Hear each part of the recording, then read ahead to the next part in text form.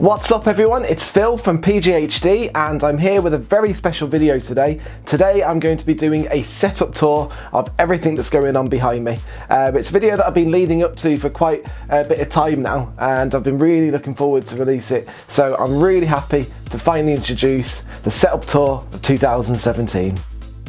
Now the desk that I'm using for the setup is an IKEA desk that's called a Linmon, I think it is.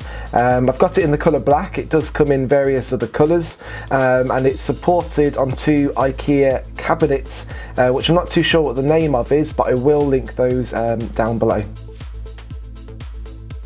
Now this is my PC. It's inside a case that's called a Corsair Air 740, which is the new generation of what was the Air 540, which is a dual chamber case with a wall in partition in the middle of the computer splitting out the components. A lot of mod work has happened on this computer, including some custom fans as you've just seen.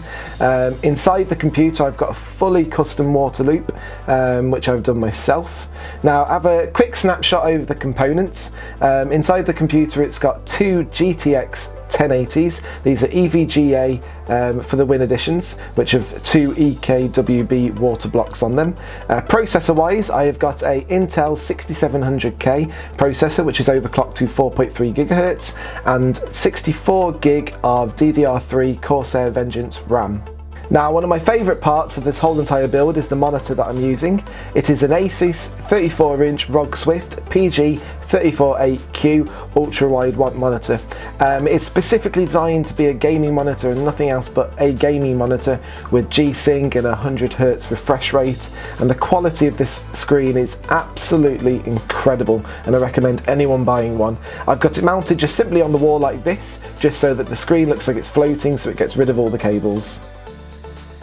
Now the speakers that I'm using are Creative T40 Series 2 speakers. I tried to find a balance of extremely good audio quality and a yellow theme on the speakers to match my build, and I'm very happy with the speakers that I've picked.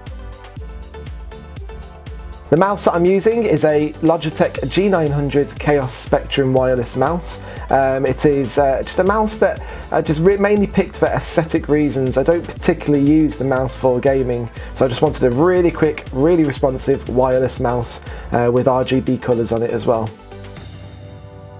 The keyboard is a Razer Deathstalker Chroma.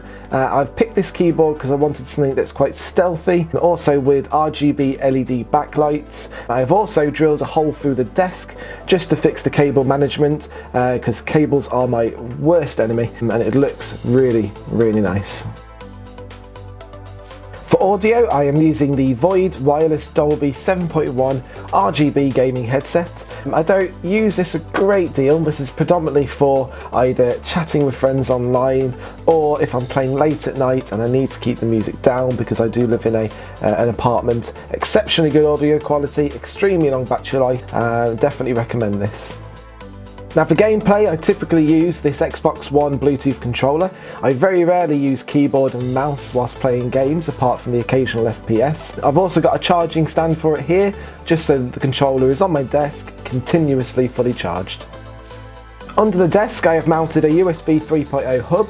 This is just to make things nice and convenient, so I can quickly plug in devices like memory cards and cameras.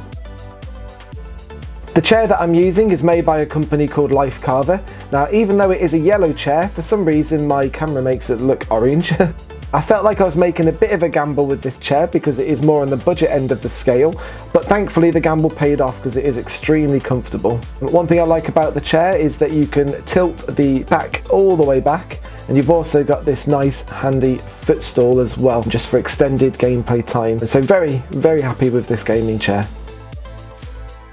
Now, something I am particularly obsessed with is cable management. I certainly put a hell of a lot of time into making sure there isn't any cables visible whatsoever, as you can see from this video.